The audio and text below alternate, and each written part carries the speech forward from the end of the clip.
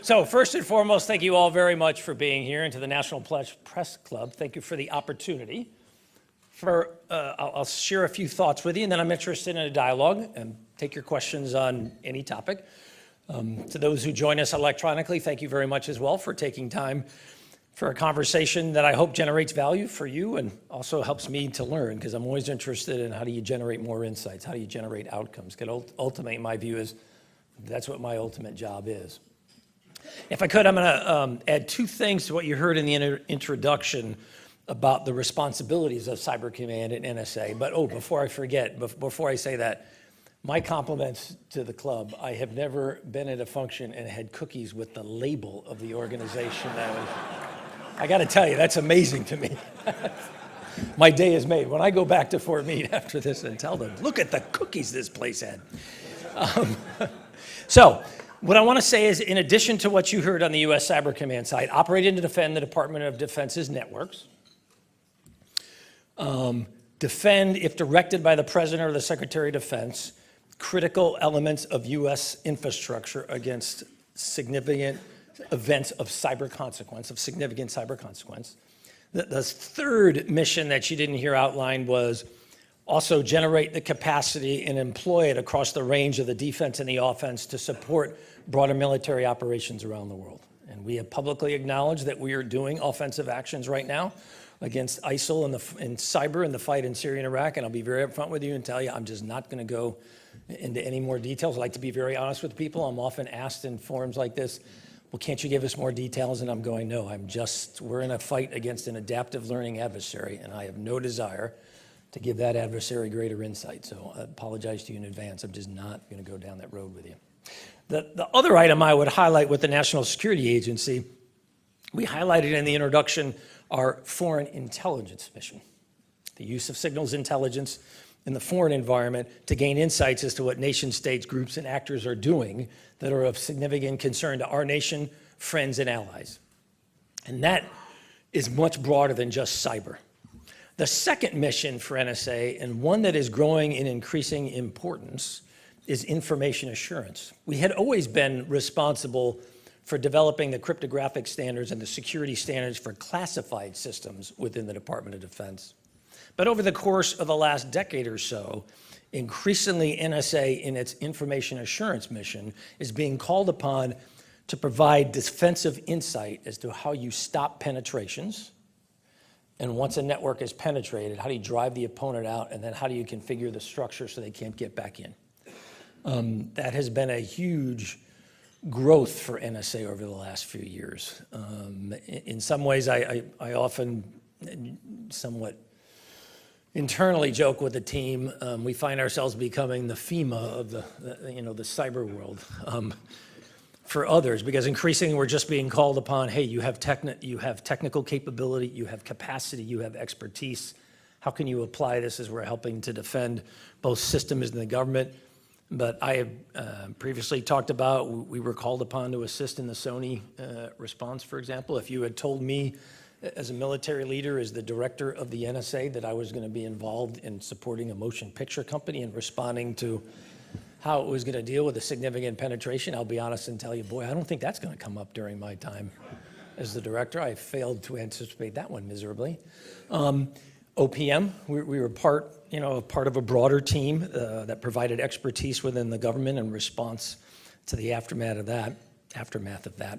What I thought I'd do then is just highlight where I think we are in both of those mission sets, if you will, and then I'll be glad to take any questions on any topics from you. So, United States Cyber Command, the senior of the two jobs. It's actually where the fourth star comes from, not the NSA job. The Commander Cyber Command job is considered within the military structure the senior of the two responsibilities. As the commander of U.S. Cyber Command, I find myself as a very traditional operational commander within the department, much like CENTCOM, PACOM. I'm at a slightly different level, but we all realize what the impact of cyber is and will be across our department. And so we are working hard as an organization, as many other organizations are, as many other elements within the government are, to ensure that as a department, we have the capacity and capability to continue to operate within the face of adversaries who are determined to use vulnerabilities inherent within the cyber framework, networks, weapons platforms, and to exploit those vulnerabilities to attempt to negate our ability to execute our mission as a broader department. That is priority number one for U.S. Cyber Command, is to ensure that our networks and our data and our key platforms and capabilities are fully capable of operating in the face of an adversary or adversaries who want to take away those capabilities. So that's mission number one for us. To do that, as well as the other two missions you heard me outline, we are generating within the Department of Defense a dedicated, what we call the Cyber Mission Force. It's a force of dedicated, focused, trained, and organized cyber professionals designed to provide the department a high end of capacity and capability. There's 6,200 people within that force. We're about halfway through the build. There's 100, those 6,200 individuals are divided into 133 teams. The teams are specialized. Some are defensive, some are offensive. And that capability, I have to deliver at what we call a fully operational capability by 30 September 2018, so just over 2 years. We're going to reach, the goal is to reach IOC, or initial operating capability, for that entire force by 30 September of 2016, so that's only 3 months away. So I'm focused right now on making sure that the initial operating capability, that we meet that timeline, and the team is fully started and ready to go. It's an example in some ways of how cyber is different than some areas, because demand at the moment exceeds capacity. This is the one mission set that I've been involved in as a military professional for 35 years. We're not even waiting until a team is fully constructed. As soon as we get a cadre, we are putting teams on targets. Think about what that means. You will not find in DOD, we don't take a fighter squadron and say, well, you've got 5 of your 24 aircraft, we're sending you to Afghanistan. We don't say, hey, we got a brand new carrier coming out of the yards, you've done your builder's acceptance trials, but you haven't done your workups, but we're forward deploying you to the Persian Gulf. The reality is, because of the dynamics of cyber, we need to apply capacity as soon as we're generating it.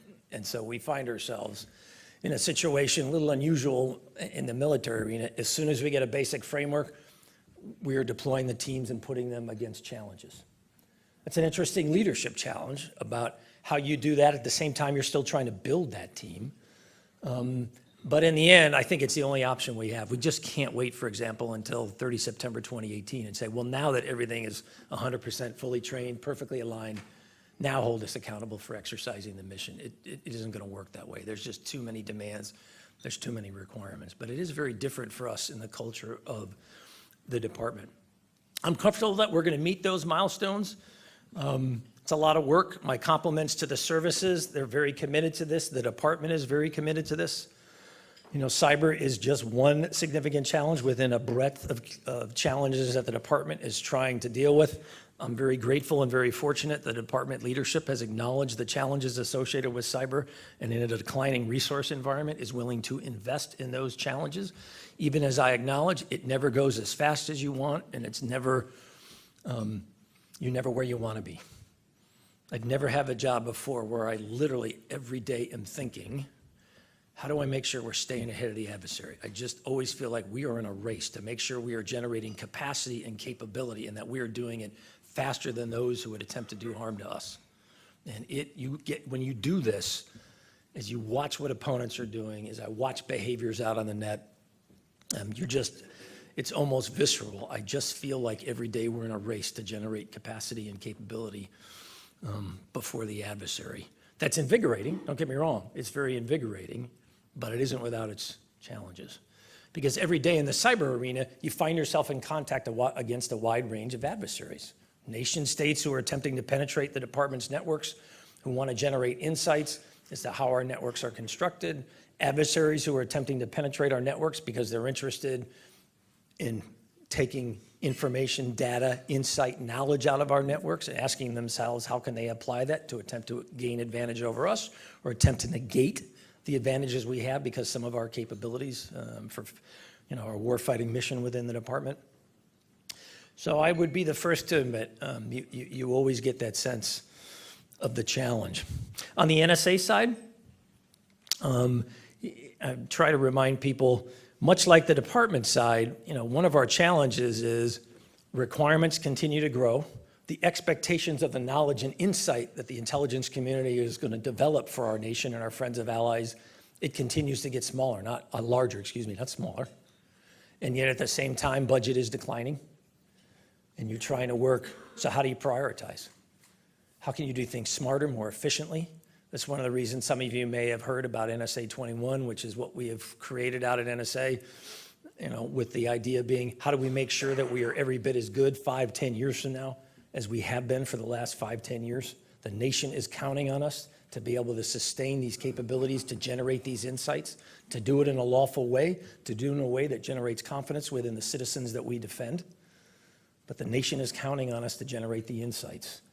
And so we've got to ask ourselves, how do you do that in a world in which resources are declining and in a world in which the technical challenges that you're dealing with are just getting more and more complex?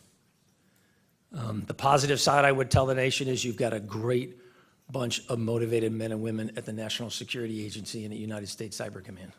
They believe in their missions. They believe in doing the right thing the right way. And they are committed to doing it within a legal framework. And that is the commitment I have made since day one in my role as the director of NSA and the commander of Cyber Command. We will do the right thing the right way in accordance with the laws of the nation. And when we get it wrong, we will stand up and acknowledge that we got it wrong. Because I remind people, look, even with the great technology we have, at its heart, Cyber Command and NSA are two enterprises powered by motivated men and women. And the most motivated men and women sometimes make mistakes.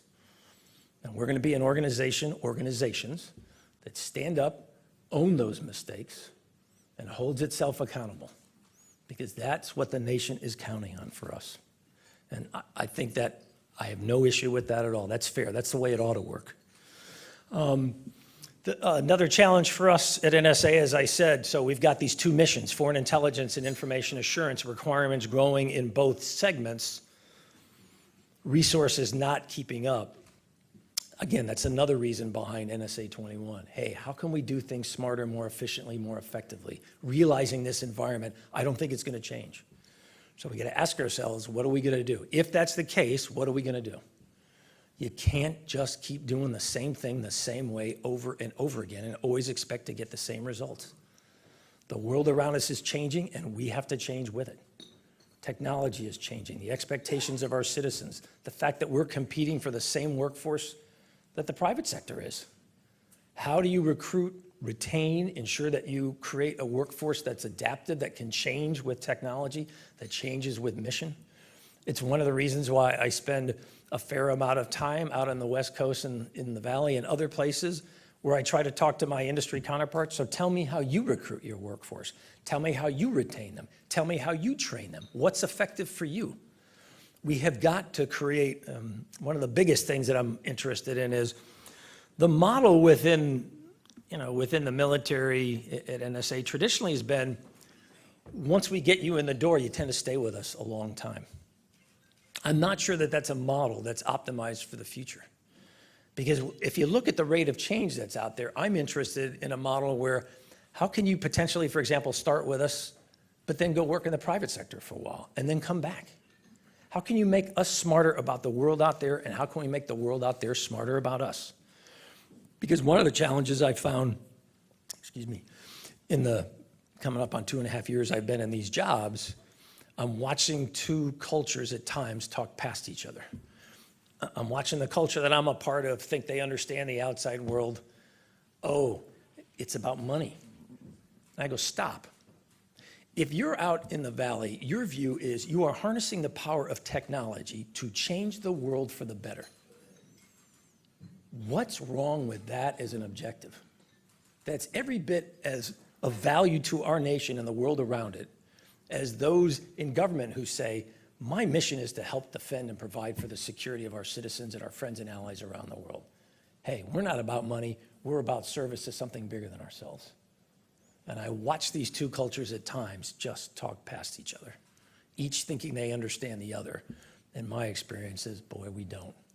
And so that's one of the reasons why I'm interested. Can we come up with a more permeable membrane where we can move people back and forth so we can help to have a broader dialogue that's based on facts? Take the emotion out of this and let's deal with facts. And then we'll make a decision collectively as a nation. What are we comfortable with? What are we not comfortable with? Because the imperative for us, I've always believed as a nation, is both to ensure the security of our citizens, but to never ever forget that we've got to do it in a framework that empowers the fundamental rights of those citizens. The governing document for our nation doesn't start talking about the power of the state. It starts talking about the rights of every one of us as citizens. But that same document also talks about the role of the government in ensuring the safety, security, and prosperity of its citizens. And so we got to figure out how we're going to meet both of those incredibly foundational and important premises and tenets. Because it can't be one or the other. We've got to do both. And I spent a lot of time as the director of NSA in particular, asking myself, how do we do both? How do we do the mission in a way that engenders confidence and trust in a world in which confidence and trust is not easy to come by? Don't worry about the whole issue that we're associated with NSA. I think we got to deal with the reality is, as a nation, we got to be honest with ourselves. We have increasingly low confidence in many of the structures that we have created over time to govern ourselves and to help ensure our capabilities. And so what's happening, in my little slice of the world is happening in a much broader dialogue. And the sad part is it isn't anywhere near as much as a dialogue as it needs to be. Angry people yelling and screaming at each other generally doesn't generate better outcomes or solutions.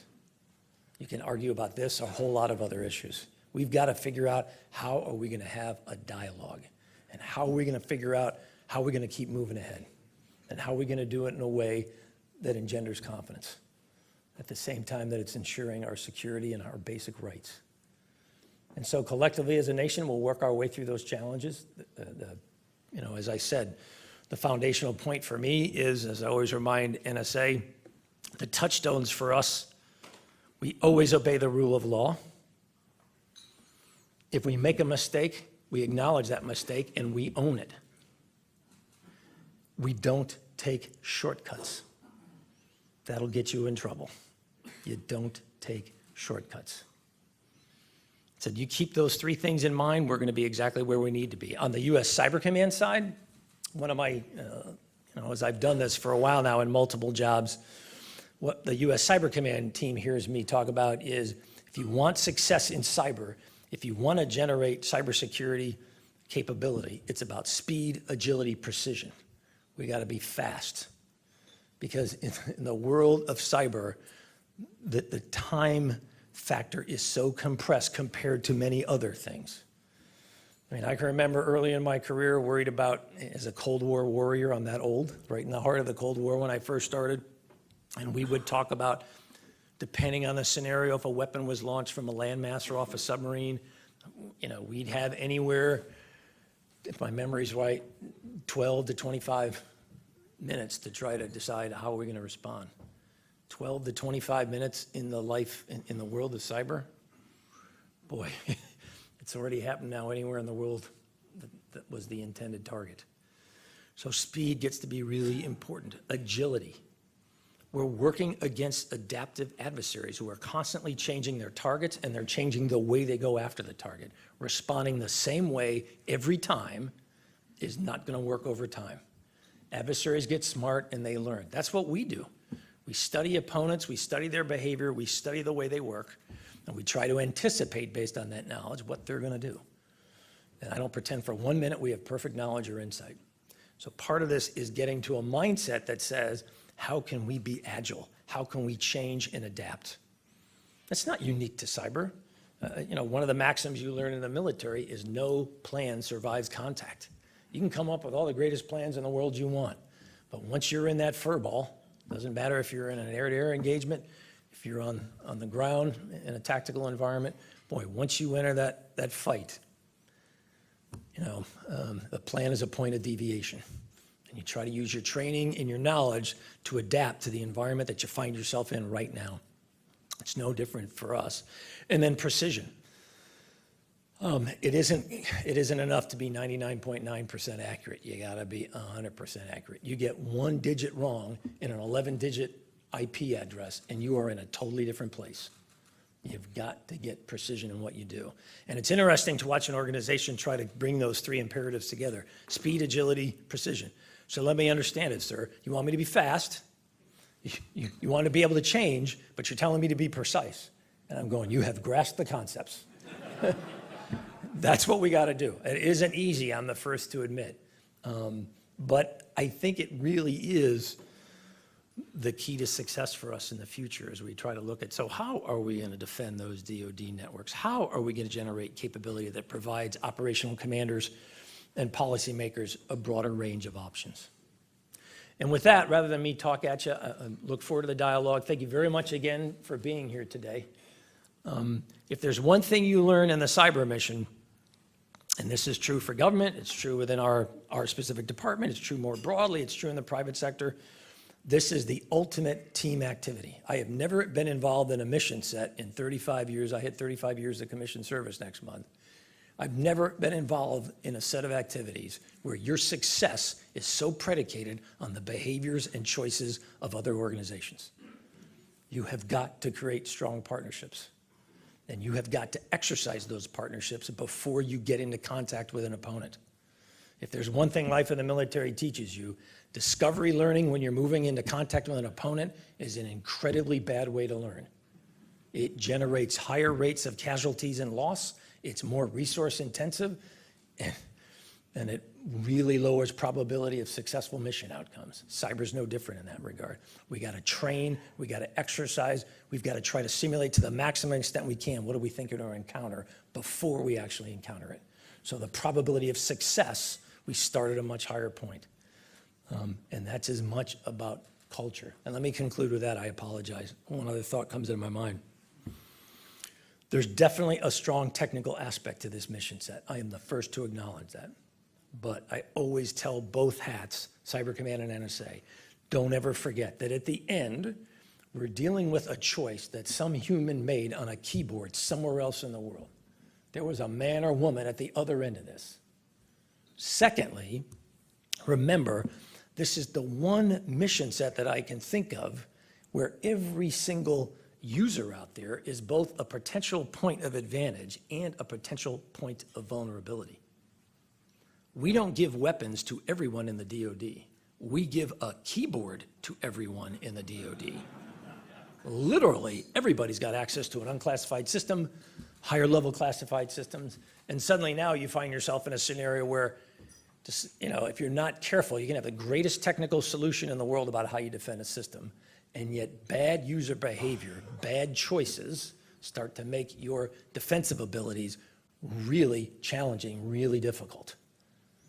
And so a big part of this is, hey, even as we focus on the technology piece and making sure that we have sound networks and that our platforms reflect redundancy, resiliency, and defensibility as core design characteristics, even as we do that, I also remind people, never, ever forget the human dynamic in this. It's about making sure that our individual users understand that they will be making choices that have broader impact. At the same time, it's using strong leadership, good organizational skills. How do you create that high-end cyber mission force that's optimized to deal with these challenges? That's one of those missions at Cyber Command. You, as I said, if you could see the men and women that are doing that work. I just had this, we do a major exercise series every year. We just finished it down in Tidewater last month at the end of June. And as I was bringing some people through, in fact, this was a couple people from the Hill, as a matter of fact, they were asking, and I'd never, this was not pre-staged, I had never met this individual before. We're getting a brief from the team from a young, happens to be a Navy guy in this case, a young petty officer. And I turned to the senator who I was escorting and said, Senator, why don't you ask him about the journey that brought him to this job and ask why he is doing this. And I did that honestly, not knowing the answer. But I thought, wow, this guy seems really motivated. He seems to really like what he's doing. Sure enough, I thought he was pretty typical. He joined the Navy not to do cyber initially. He was an operations specialist. That's the skill set we have in the Navy, that in that dark room on a ship where all our radars and the tactical picture comes together and all our weapon systems, it's where we fight from. We call it the Combat Information Center on most ships. He used to operate that equipment. And he said, hey, look, I really wanted a different challenge. And so he walked the senator through, here's the training I got, here's the 2 tours of duty I've had now as a cyber professional. And the senator said, well, why are you still with the DOD? Why didn't you consider leaving? You could have made a whole lot more money on the outside. He didn't miss a beat. He turns to him and says, because I can do things here that I can't do outside, because I can make a difference and serve something bigger than myself, and because they let me do some really neat stuff. And then he says, let me show you. And the next thing you know, he's right next to a touch screen. Bam, bam, bam, let me show you this, sir. And I'm watching, wow, this guy, thank God we got men and women like this. He loves his job. He considers himself a warrior of the 21st century. He's dedicated to being the best he can be. And he's willing to work hard to generate more knowledge and insight so he can apply it in the defense of our nation, even as he acknowledges, sure, I could do some other things on the outside. We are just so lucky to have men and women like that. And with that, I look forward to your questions.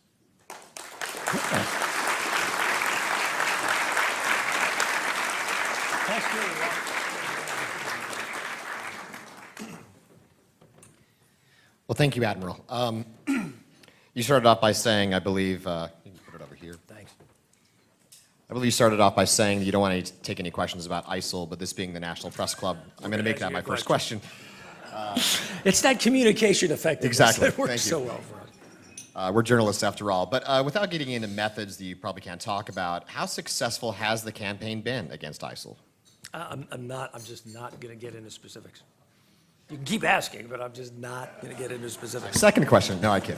Let me rephrase, Your Honor. If I have this friend who... Yes, asking for a friend as well. All right. I'll change gears a little bit. Admiral, this week you testified about the challenges of encryption before the Senate Armed Services Committee in a closed session. Without getting into anything classified, can you talk about some of these challenges that the NSA is working with them on? So I was testifying before the Senate Armed Services Committee, predominantly in my role as U.S. Cyber Command. But one of the things the committee wanted to talk about was, so what are your views of encryption? What are some of the challenges that you're working your way through? And I always start out by telling people, look, I don't know what the answer is. I don't come to this with, oh, I know what the solution is. I'm struck by several things. We're a nation of can-do.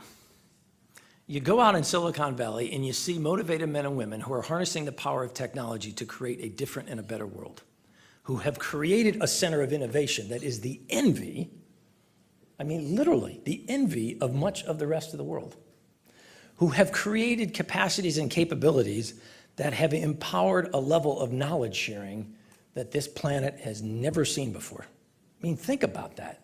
Our ability to access information in the format, in the medium of our choice, literally anytime, anywhere.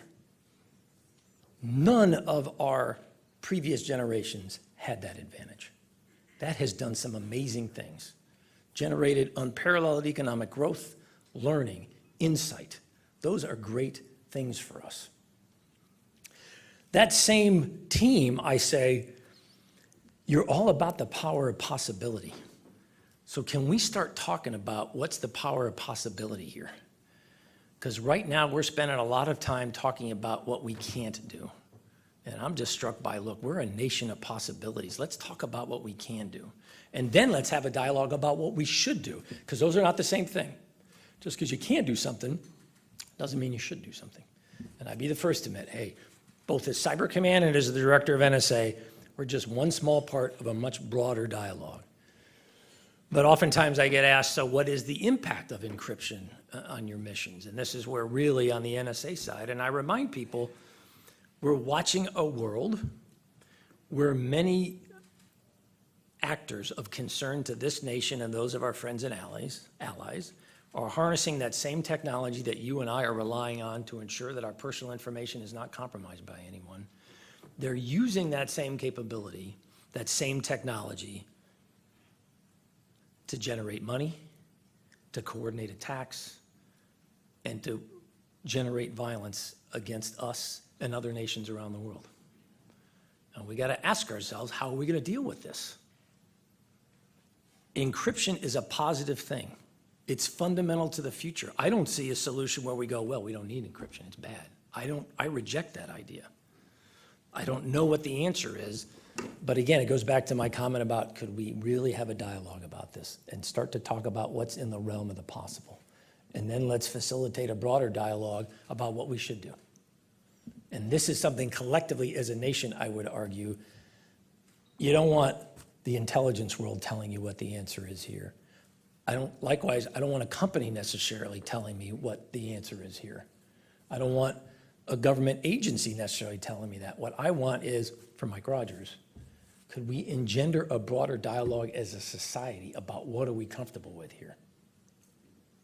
And what makes sense for us? Realizing there isn't a single answer here. But this problem is not going to go away. And it isn't just about insights about what's going on for foreign adversaries. You are watching criminals exploit our youth, guns, drugs, violence, using these same capabilities. And we got to figure out how we're going to deal with it. And how we're going to deal with it in a way that ensures that our rights are adequately protected. You know, the answer is not, well, just let the government do whatever it wants. And I don't think you're going to hear that from the government. I think we realize that's not what we're about. That's not what we should do. That leads into the next question, actually. Have Americans given up some privacy in order to bolster national security? Should they have to give up that privacy? And privacy and security coexist? Well, I would argue, step back, think more broadly than national security. I would tell you in the digital world we live in, the idea of anonymity is increasingly difficult to execute. Forget about the implications of national security, just more broadly. I think every one of us in our personal lives deals with this challenge all the time. You know, what does anonymity mean? What does privacy mean in the digital age of the 21st century? I'm not sure that it's exactly the same thing as the analog world of the 20th century.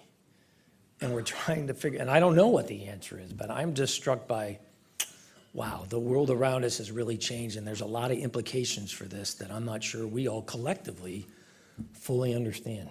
But we've got to put our mind to this and think about that, because questions like this are incredibly foundational for us as a nation.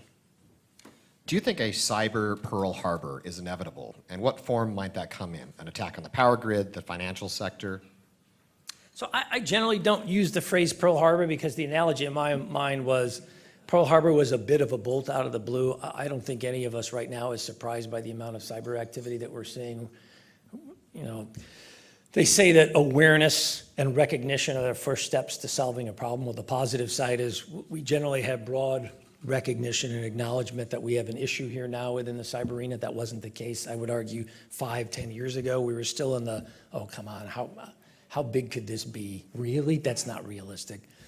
You look at what happened in the Ukraine in December with the power grid. You look at Sony. There's plenty of instances out there now. Hey, this is something real. And I don't see it stopping. As you said in your opening remarks, I said that in my testimony when I appeared before the Senate for my confirmation hearing. It's the when, not the if, and we got to figure out how are we going to deal with this. And go back to my comments in my introduction. I don't want to start dealing with this for the first time when we're in the middle of a major significant cyber event. That's a bad time to start learning. I'd much rather start now. And we're doing that. That exercise sequence that I mentioned that we do every year, there's 2 parts to it. The second part is we use as a tool to certify and train within the DoD. The first part, we simulate how the DoD would partner with the Department of Homeland Security, the private sector, FBI, and other elements to protect critical infrastructure in the United States. We partner with private industry when we do that. We bring within the DoD both active, guard, and reserve. We bring DHS, the FBI together, other elements within the government. We actually create realistic networks that simulate real configurations out in the private sector, and we ask ourselves, so how do we defend it? How do we respond? What are the lanes in the road? Who has what responsibility? What's the best approach to solving the problem? So we're working our way through it. But the size of the infrastructure that we have as a nation, I mean, we're the most advanced, arguably the most digitally driven nation in the world, certainly on the scale that we are. That's a whole lot of turf to make sure that we're trying to ensure is sound and is defensible. That's a lot of work. And it's work that's going to take all of us. As I often remind my DoD teammates, if you think Rogers and his 6,200 high-end warriors are the answer to this total problem set, we don't get it. It's about how do we apply those 6,200 as part of a broader team that's spread across our services and our forces. How do we tie that all together in an integrated, cohesive way that's focused on a common strategy and it's got a common vision to how we're going to defend our networks, our data, and our key platforms and capabilities? And I would argue it's the same thing in the private sector. Well, talk to me, what does cyber war really mean in some ways? And when I ask the question, I'm trying to get to the point of when would more of the traditional response, bombing of a nation or something like that, respond to a cyber attack against the United States? So the first thing I remind people is, look, the response to an event is driven by many factors. How would you characterize the event? What was the intent of the adversary? What was the impact of the activity? You wouldn't respond the same way to a very minor event than you would to something major and traumatic. The loss of power for a segment of the Eastern Seaboard would probably engender a very different response than one single localized entity that lost service for 3 hours but was quickly able to come back online. So I always try to remind people, my experience leads me to believe you don't have a one-size-fits-all, that we've got to think about in a very nuanced way about how we do this.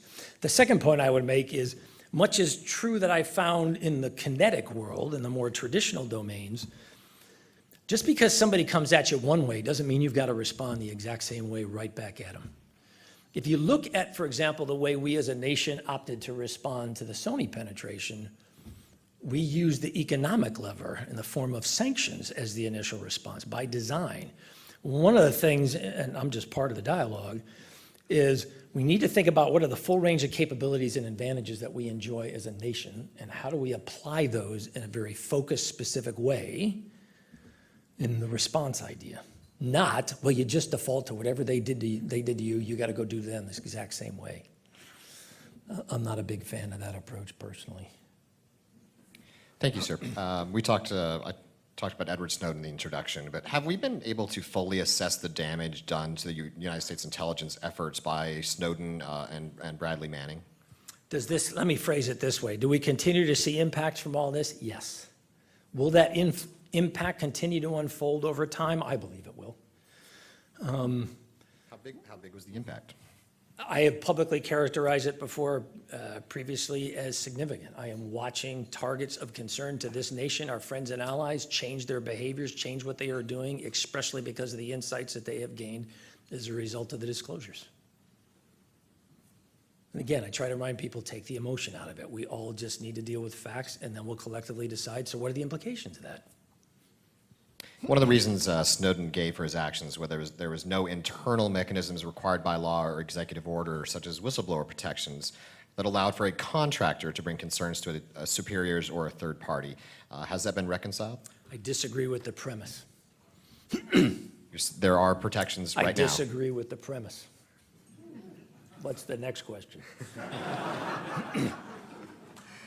You'll find I'm a very direct individual. That's good. I have a lot of questions about Snowden, so we can get to some of these. It's been 3 years since the Snowden leak. Americans now know as much as Snowden knew before he released his documents, and the resulting outcry led Congress to enact reforms. But given that many Americans and majority of the representatives in Congress agreed the NSA practices needed to be reformed, should Edward Snowden still be prosecuted for espionage, and if so, what would that accomplish? That's a topic way beyond my role.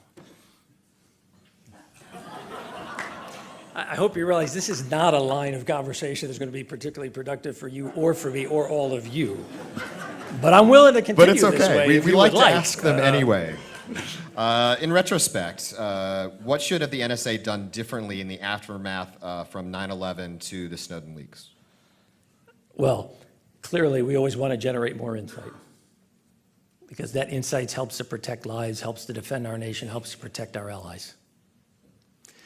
At the same time, I think one of the takeaways, and I think about this, so what does it mean to be a leader in the intelligence world of the 21st century?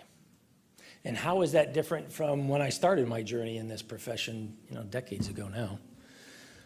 Boy, I can remember, the culture that spawned me was focus on the mission. You don't talk about what we do. You don't talk about how we do it. You don't even acknowledge what we do. You just do the mission. Now, you do it lawfully and you do it the right way, but you don't ever talk about it. You don't want to compromise what we do because you don't want to give an adversary advantage and insight that they can turn against you. And yet I find myself now as a leader acknowledging, hey, look, we have got to engender confidence in the nation we defend. And one of the ways to engender that confidence is we've got to be willing to have a more open dialogue. So for me, what I try to do is I'm willing to talk in broad terms about what we do. But the how we do it, that's kind of, for me at least, where I kind of draw the line and just say, look, if we're starting to get into the how, now I'm going to compromise capability. They're going to provide an adversary insight, and that's a bad thing for us as a nation. And so for me, that's how I try to balance those things. And so I think to myself, you've seen it in the way NSA has declassified documents. You've seen it in the way we're trying to interact more with the public. You've seen it in the way we're trying to create partnerships in the academic world as we're trying to build a workforce for the future about, hey, so how do you have a dialogue that tries to strike that balance? About, hey, broadly, here's what we do, and that you as a nation should feel comfortable that there's a level of oversight and control in what we do, and that we're just not acting in a capricious or spurious manner, arbitrarily just doing whatever we do. It doesn't work that way, guys. NSA is one executive order and four laws that drive everything we do for our foreign intelligence mission. Don't you find that is the more of a challenge, though, because Americans hearing generalities and vagueness and trust us, guys, doesn't really. You didn't hear me say trust us. I think one of the challenges is, again, step back to my comment about the broader context. So if you go, again, I'm a fan of history. If you go back to the 1970s, when many of the mechanisms that are in place today were actually created in the aftermath of the Church and the Pike Commissions, the committee in the late 1970s in the Senate, the committee said, we need to create a framework that strikes that balance where we can't publicly, broadly talk about the specifics of what we do, but we want there to be a level of oversight of what we do and how we do it. And we need to do it in a way that our citizens should have a measure of confidence. The mechanism that was created then was the idea of congressional oversight. Thus were born the CISI and the HPSI. As the duly elected representatives of each and every one of us who is a U.S. citizen in this room, we gave complete openness to those individuals. And so if you look at the aftermath of the disclosures, what did you get initially? For both those committees, on both the chair and the ranking member, in the immediate aftermath, we have full knowledge and awareness of what NSA is doing. We're fully briefed into what NSA is doing. It is fully compliant with the law, and we believe it generates value for the nation. And yet collectively, what was our response? Hey, I'm not so sure I have that same level of trust. Why? I remind people, look, all this is happening in a broader context. Our belief in many of those governmental structures that we put in place is just not the same now as it was 40 years ago. Likewise, we created a court.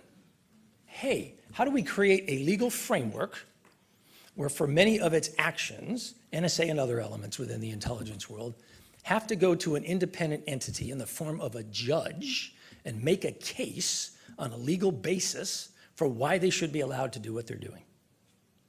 Let's use a judge, let's create a court. Thus was born the FISA court.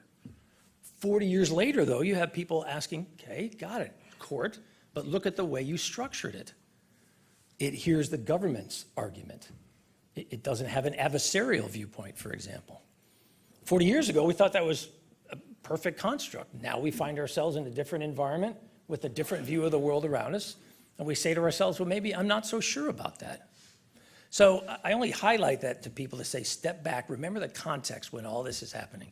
The very mechanisms that we put in place to engender that trust now, in many ways, have very different view from the citizens that they're supposed to generate that for. They just look at the mechanisms differently and say, well, I'm not so sure I get that same level. So one of the things I think that we're going to be working our way through is, what is the appropriate mechanism to provide that oversight and that level of trust? And again, that's something that broadly as citizens, you need to be comfortable with. I shouldn't be determining that. Thank you, Admiral. We're going to be like best friends after this, right? All these tough questions. Could you ask me a question about Cyber Command at one point in this dialogue? I'll get to it. Sticking with one, as a president's prerogative, I'm going to ask a little bit of a local question. Let's talk about the NSA's Utah Data Center, which has become, in many ways, a symbol of the agency's larger reach to our digital world. This is a very large facility, for some of you who don't know, in the Salt Lake City suburb.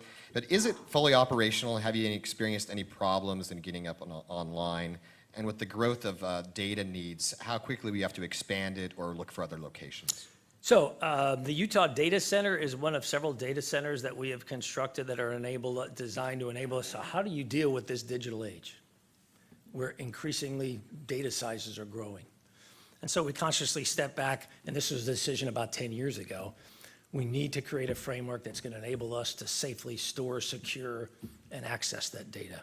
And so the facility in Utah is one of those, where we've tried to take all that we've learned about how do you secure data, how do you control it, how do you put it in an environment where it stays safe, where it's in the right climate. I mean, you put a lot of servers together, simple things you don't probably care about, but heat generated.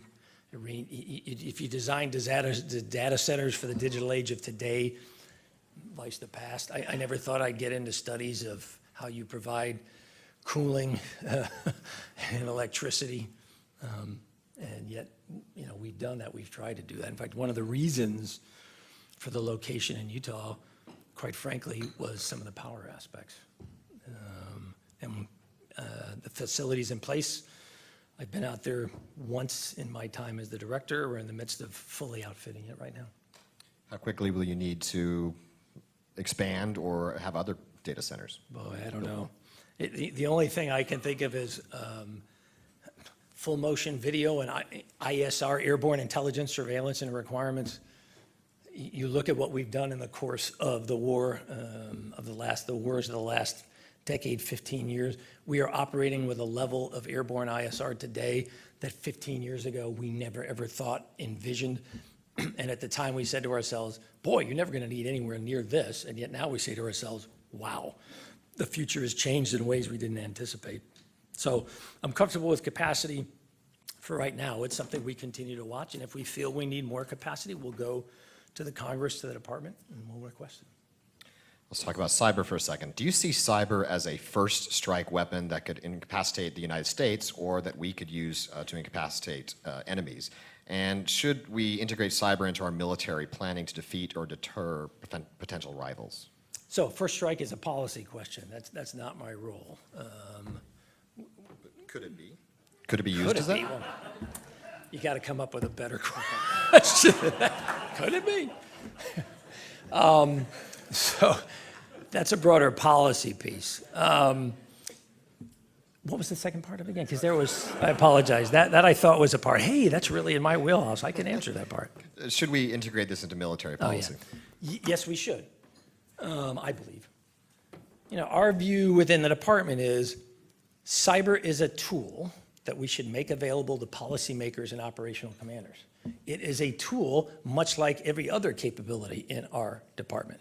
It should be used in a coherent legal framework in which proportionality and the directness of response is very specifically assessed and measured and is a primary criteria in the decision to apply it, and that any application of this capability in an offensive framework should be done fully within the law of armed conflict. The same criteria that we use when we ask ourselves, should we drop a piece of kinetic ordnance in a spot on the earth? We need to be asking ourselves those same kinds of questions. We need to make sure that we use this in a proportional and appropriate manner. No different than any other piece of ordnance. I'm not arguing it's exactly the same, but the thought process, very similar. Do you believe Congress has been responsive in effectively crafting a national cyber policy? And what else could Congress, the Obama administration, do that would help your direction, what you need at cyber Way command? to put that would help you at the very end. That's very, very good. First of all, policy in broad terms is generally an executive branch responsibility. Congress provides specific insight and direction based on their perspective. As a department, we have outlined a comprehensive DoD cyber strategy. We've done it twice. The current version we signed out in April of 2015. You can see how that strategy has evolved over time. If you read the first strategy that we published in an unclassified way, I think it's the 2010, I think it's approximately 2010. Very generic, didn't talk about specifics much. Go back, then if you read the strategy we've just published now, the current strategy in April of 2015, we built on what we did initially, and for the first time we start talking about concept of deterrence. We publicly acknowledge in an unclassified document that the department is generating offensive capability. Since that strategy was released, as I said, we've publicly acknowledged that we are using in an area of hostilities against a particular adversary, some of these capabilities. So you can see how this has played out over time. You'll see it continue to do that, I believe. But I'm the first to acknowledge, and quite frankly, it's one of the reasons why I'm here today and I try to do things like this. We've got to get ourselves to a point where we can have a broader dialogue about some of these implications in cyber, both defensively and offensively for us as a nation. And what are we going to be comfortable with? We've got to try to change the current dynamic.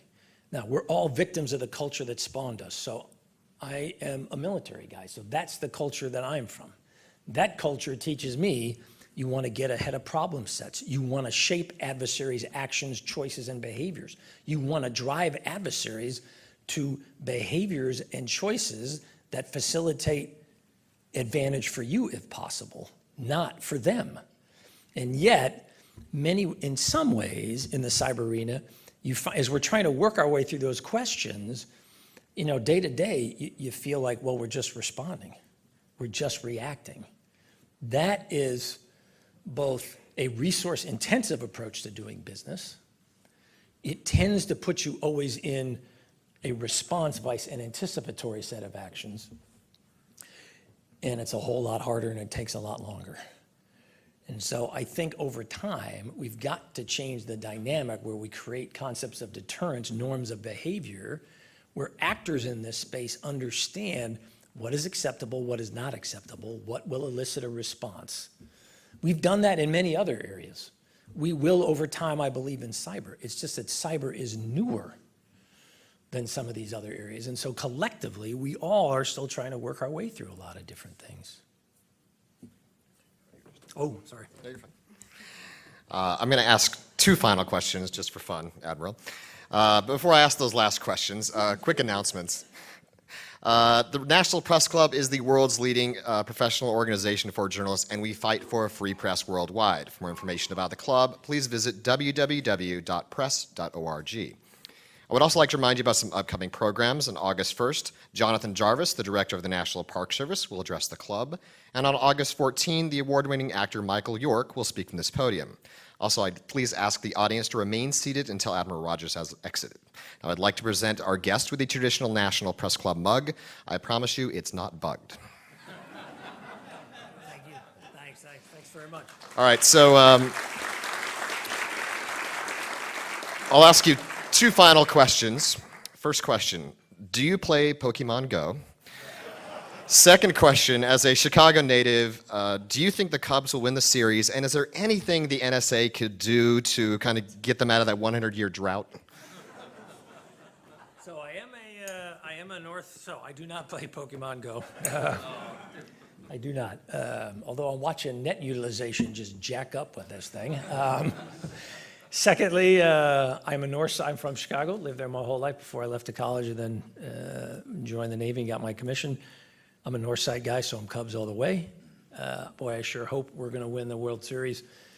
Be interesting coming out of the All-Star break, so we'll see if we get a little rest, get the pitching rotation where it needs to be, keep driving on. If you're a Chicagoan, this is the first time I can remember in my entire life what it means to be favored to win the division, let alone the pennant and the World Series. I mean, I can still rattle off, I can tell you the starting lineup for the 1969 collapse where the Mets overtook us in September. Such is the world that I live in as a Chicagoan on the North Side. Thanks. Well, thank you, Admiral, for being here and trying to answer some of my questions there today. I'd like to thank the National Press Club staff, the staff of our Journalism Institute. Thank you, and we are adjourned.